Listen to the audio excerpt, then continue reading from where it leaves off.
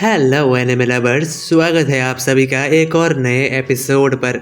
और आज हम जानेंगे इसकी आगे की कहानी को। जैसा कि हमने पिछले एपिसोड के आखिर में देखा कि लिनफेन को पता चल जाता है कि वो लड़की झूठ कह रही थी, वो इस गांव की नहीं थी और 1000 साल पहले जिस घोस्ट स्पिरिट को देखकर घोस्ट टॉइस्ट भाग गई थी, उसके पैरों में भी सेम ऐसी ही लाल धागा बंधी हुई थी। लेकिन वो तो एक घोस्ट स्पिरिट थी और ये लड़की एक इंसान। कहीं ऐसा तो नहीं कि वो लड़की हजारों सालों में फुल रिवाइव होकर और भी ज्यादा इवॉल्व हो चुकी है? क्या ऐसा पॉसिबल है कि फुल रिवाइव होने के बाद घोस्ट स्पिरिट खुद को इंसान जैसा दिखा सकता है? इवन मेरा घोस्ट स्पिरिट भी उसे समझ ना पाए। उसी वक्त लिनफेन को कुछ एहसास होता है। वो बस एक ही ऐसे इंसान को जानता है जिससे डरकर टॉइस्ट घोस्ट स्पिरिट भाग गया था। कहीं फाउंडर भी तो कोई फुल्ली रिवाइव घोस्ट स्पिरिट नहीं? ऐसा लगता है कि फाउंडर ने खुद को एक लड़की के रूप में ढाल लिया और एक रैंडम घोस्ट स्पिरिट को पकड़कर अपने साथ रख लिया। शायद से वो देखना चाहती थी कि मैं उस घोस्ट स्पिरिट को हरा पाता हूँ या फिर नहीं। फिर लिनफेन थोड़ा सीरियस होकर सोचता है कि आखिर एक घोस्ट स्पिरिट ने घोस्ट मास्टर अलायंस क्यों ही बनाया होगा?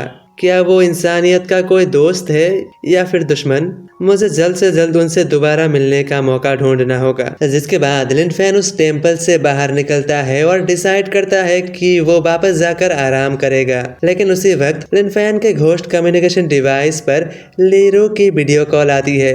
उसे देखकर लिनफेन पूछता है कि आखिर क्या हुआ। वहीं पर लीरो लिनफेन को देखते ही अपनी आंसू रोक नहीं पाती और रोते हुए कहती है, लिनफेन जल्दी वापस आ जाओ, मेरे पिताजी मर रही है, प्लीज पिताजी को बचा लो। सिटी लॉर्ड के बारे में सुनकर लिनफेन परेशान हो जाता है और कहता है, लीरो तुम परेशान मत हो, मैं जल्द से जल्द वहां पर पहुंचने की कोशिश करूंगा, तुम अपना पिताजी का ख्याल रखना। साथ ही लिनफेन मन ही मन सोचता है, आखिर अचानक से सिटी लॉर्ड को क्या हो गया? पिछली बार तो वो बिल्कुल ठीक था।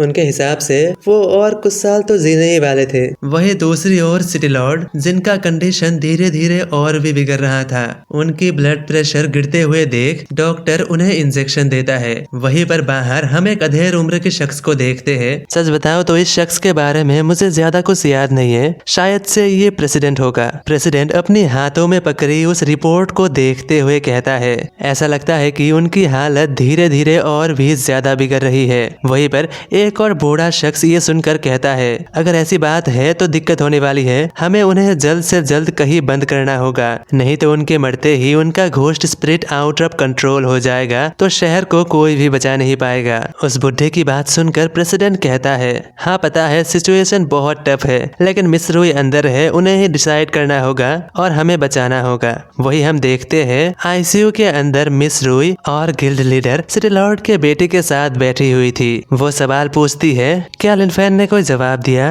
यह सुनकर सिटी लॉर्ड की बेटी कहती है, हाँ कल लिनफेन ने जवाब दिया था, लेकिन वो बहुत दूर है। साथ ही वो एल्डर रूई से पूछती है, मिस रूई आप क्या सोचते हैं, आखिर पिताजी को क्या हुआ है? सवाल सुनकर मिस रूई बताती है, उन्हें किसी तरह का कोई भी बाहरी चोट नहीं लगी और इसे देखकर ऐसा लग भी नहीं रहा कि ये कोई आम सा बीमारी है। आखिर कौन हो सकता है जिन्होंने ये किया होगा? इवन अगर उन्हें कोई घोस्ट स्पिरिट कर्स भी करना चाहे, लेकिन फिर भी उससे पहले उनके घोस्ट स्पिरिट को सप्रेस करना होगा, जो कि इतना आसान नहीं है। गिल्ड लीडर ये सुनकर हैरान होता है। वो कहता है, कर्स एबिलिटी, लेकिन ये तो बहुत रेयर है। ये सुनकर मिस रूई कहती है, हाँ ये बहुत रेयर है, लेकिन ये पहले भी हो चुका है। साउथ की ओर एक घोस्ट टेमर था, उसे किसी घोस्ट स्पिरिट ने पोजेस कर लिया था, लेकिन वो शख्स बस एस लेवल का था। लेकिन सिटी लॉर्ड के साथ बात अलग है।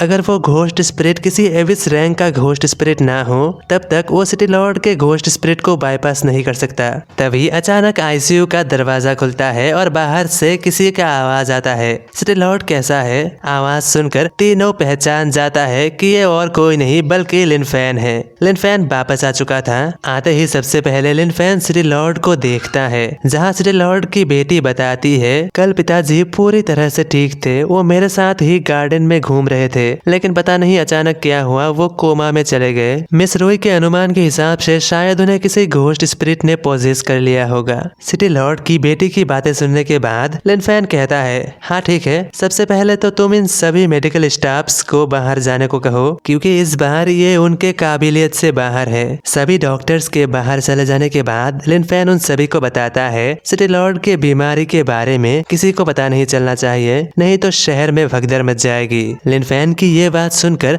सिटी लॉर्ड की बेटी उसे इंश्योर करते हुए कहता है, हमने ये पहले से ही ध्यान रखा है। जिसके बाद लिन फैन सिटी लॉर्ड को परखने लगता है। उनकी आंखें और उंगलियां देखकर वो कहता है, भले ही इनकी आंखें और उंगलियां पीली पड़ चुकी है, लेकिन इनके शरीर में किसी तरह का कोई भी जहर नहीं पाया गया। सिटी लॉर्ड की बेटी कहती है, हाँ पहले ही टेस्ट हो चुका है, और हाँ पिताजी के शरीर में कोई भी आम जहर काम नहीं करता। जिसके बाद लिन फैन मिस रुई से सवाल पूछता है, मिस रुई इसमें आपका क्या कहना है? क्या ये किसी घोस्ट स्पिरिट का काम हो सकता है? क्या ऐसा पॉसिबल हो सकता है कि सिटी लॉर्ड के घोस्ट स्पिरिट को किसी दूसरे घोस्ट स्पिरिट ने सप्रेस कर दिया हो? ये सुनकर मिस रोई कुछ सोच के कहती है, हाँ ऐसा पॉसिबल तो है, लेकिन सामने वाले घोस्ट स्पिरिट को एबिस रैंक का होना होगा, और अगर सिटी लॉर्ड उस वक्त अपने डोमेन के अंदर नहीं रहा होगा तो शायद वो इफेक्ट हो सकता है, लेकिन इस कर्ज का कोई भी लक्षण नहीं है। वही ये सुनकर लिन फैन सवाल पूछता है, अगर उन्हें किसी तरह का कर्ज है, क्या उन्हें बचाया नहीं जा सकता?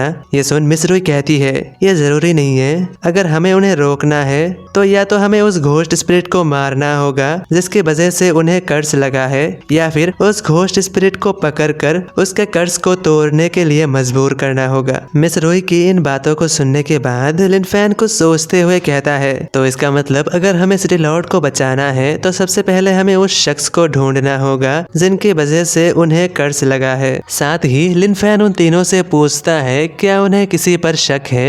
वही ये सुनकर मिस रोई और गिल लीडर एक दूसरे की ओर देखती है, लेकिन वहीं पर सिटी लॉर्ड की बेटी कुछ सोचते हुए कहती है कि शायद वो लोग साउथ सेंट्रल सिटी से हो सकते हैं, क्योंकि 1 महीने पहले उस शहर से कुछ लोग पिताजी से मिलने आए थे और उन्हें अपने साथ जाने के लिए इनवाइट किए थे, लेकिन पिताजी ने उन्हें मना कर दिया था। बेटी की बात सुनकर लिन फैन कहता है, हाँ ऐसा हो सकता है, क्योंकि आसपास 2 ही ऐसी फैमिली है जो कि सिटी लॉर्ड के खिलाफ हो सकता है। पहला ए फैमिली और दूसरा साउथ ईस्ट सेंट्रल सिटी। लिन फैन मन ही मन सोचता है, इस समय तो ए फैमिली कहीं दुबक के बैठा होगा, क्योंकि उनके पास अभी कोई भी ताकतवर घोस्ट मास्टर नहीं है, शायद वो ताकत इकट्ठा कर रहा होगा। तो इसका मतलब सबसे पहला शक सेंट्रल सिटी के ऊपर ही जाता है। ये सुनकर मिस रोई कहती है, पहले तो वो लोग हेई चैंग से अलग होकर इंडिपेंडेंट होना चाहते थे, लेकिन लगता है अब तो वो लोग हेई चैंग को ही पूरी तरह से हथियाना चाहते हैं। इस बार ये कुछ ज्यादा ही हो रहा है, हमें इस बारे में हेडक्वार्टर रिपोर्ट करना चाहिए। उन सभी की बातें सुनने के बाद सिटी लॉर्ड की बेटी रोते हुए लिन फैन से कहती है, लेकिन भले ही हमें पता है कि वो लोग कौन है, लेकिन पिताजी के पास उतना समय नहीं है। उनके हिसाब से पिताजी और सिर्फ आधा दिन ही जी पाएगा। बेटी को रोते हुए देखकर लिन फैन उसे शांत करके कहता है, तुम चिंता मत करो, मेरे पास एक रास्ता है। और अगले ही पल लिन फैन ननरी मास्टर को समन करता है और उसकी मदद से एक ऐसा छोटा सा डोमेन बनाता है जिसके अंदर समय बाहरी दुनिया से अलग तरह से चलता हो और वो बहुत धीमा हो। वहीं पर ये देखने के बाद तीनों लड़कियां खुश हो जाती है और साथ ही लिन फैन का शुक्रिया अदा करता है। लिन फैन कहता है, अभी हमारे पास बहुत समय होगा। तो अब कहानी में आगे क्या होगा? क्या लिन फैन सिटी लॉर्ड को बचा पाएगा या नहीं? जानने के लिए देखते रहिए आगे आने वाले एपिसोड्स। मैं मिलता हूँ अगले किसी वीडियो के साथ, तब तक के लिए बाय बाय।